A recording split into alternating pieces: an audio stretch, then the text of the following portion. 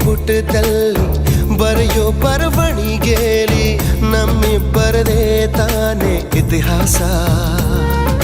ಪ್ರೀತಿ ಎಂದರೆ ಹೀಗೇನೆ, ಕಾಲ ಎನ್ನುವ ಕಾಲನೇ ಬಿಟ್ಟು ಬಾಳುವುದು ಗೊತ್ತೇನೆ, ಲೋಕ ಎನ್ನುವ ಲೋಕನೇ.